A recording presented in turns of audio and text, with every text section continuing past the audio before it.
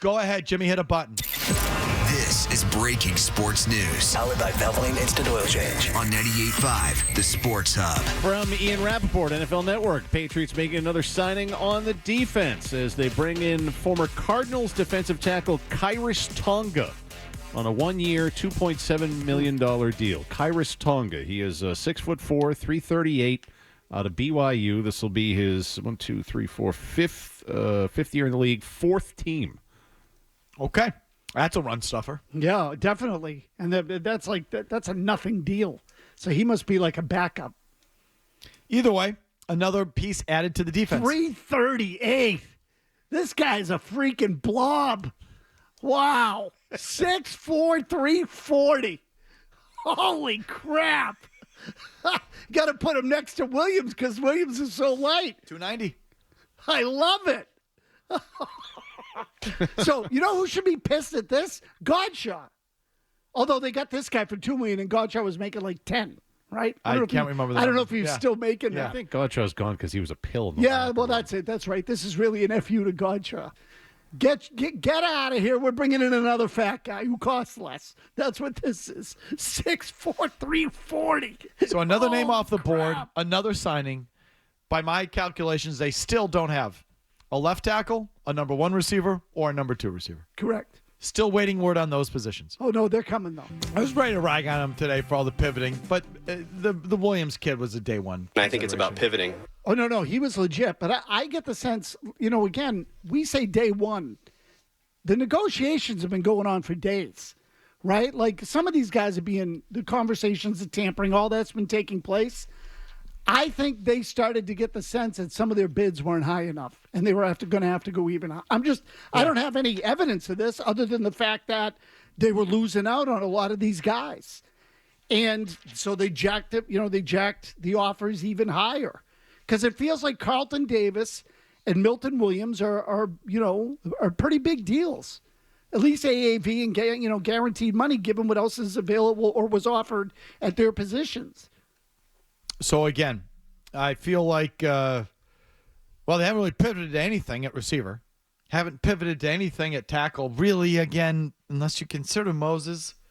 Certainly not at left tackle. Don't tell me Morgan Moses, a right tackle at 34 years old. They're not going to do that. I hope not. Okay, so they haven't pivoted to anything at left tackle or receiver. That's still, cupboard is wide open.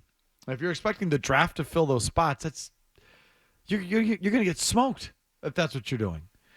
So I wonder if they have something up their sleeve or this is just what they've decided. We only have so much money to spend, only so many resources that we can devote, and they're going to be devoted on defense, and that's what we're going to do. It's going to be defense, and the offense will have to come at a different time when more of these moves make sense. I mean, it is disappointing with all that money. You had Devontae Adams, DK Metcalf, Chris Godwin, on down the line. They've all moved. The money was high. DK Metcalf went to Pittsburgh, signed 4 years, $132 in new money. Added to the $18 million he had due this year. That's $5 and $150. See, when Dakota said earlier, what they did today was out of character. I don't quite feel that way. A second round pick to Seattle, and then DK, and then Devontae Adams, 5 years, and and $150. That's out of character. That to me would have been out of character. Devontae Adams to the Rams. 2 at 46 with 26 guaranteed. That's not bad. No, it's not. Like that's a good deal for him, right? Yeah, now. again, receivers now, the top end receivers are going for $35 million. So they got him for 23, call it ish. Chris Godwin, 3 years, 66 with the first 2 years, meaning 44 guaranteed. Apparently the Pats were right there, if not more. I don't want to hear about the state income tax.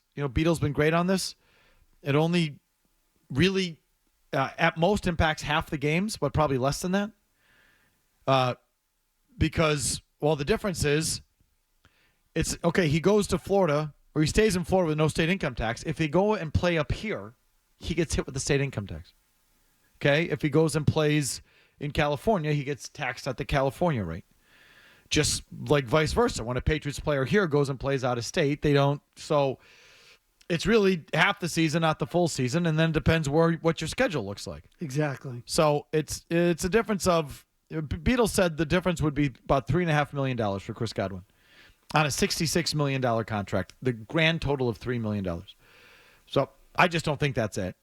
I mean, if that's the case, how'd you land the defensive lineman there out of Philadelphia? Right. So I just think people overplay that, as usual, because they just want to scratch a political itch.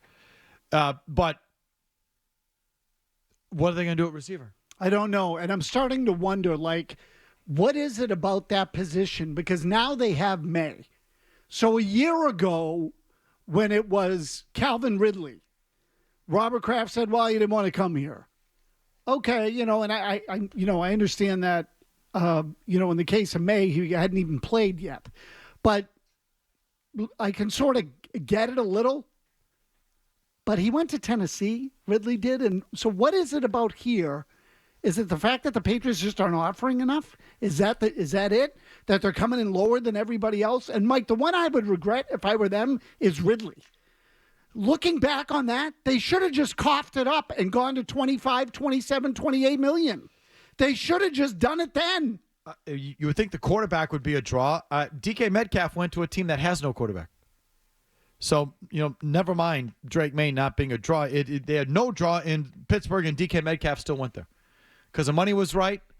And I thought he wanted to be on the West Coast or warm weather. No, somewhere warm. A place not only with no quarterback, but also with a big-time a-hole wide receiver who also will want the ball in George Pickens. It's not the greatest spot. Maybe they're going to move Pickens. Maybe they already have a quarterback, and he knows what the quarterback. Maybe he wants to go play with Aaron Rodgers, and that's a done deal. Like I don't know. As it stands right now, we have a show to do today, this minute. They have no quarterback. The other receiver's a real a-hole. And they're in not a nice climate, and yet DK Metcalf went there no problem. Because why? The money? Or is this one of these cases where, hey, the Steelers aren't winning any championships, but they win, and they go to the playoffs every year, and that makes them a more attractive destination for someone coming from the outside. I'm not going to a complete bleep show. This Milton Williams says, all right, I'm going to a complete bleep show, so you got to pay through the nose. I don't know. I mean, Metcalf got paid too, but I think that helps the Steelers on some level. Metcalf knows he's going to a competitive situation.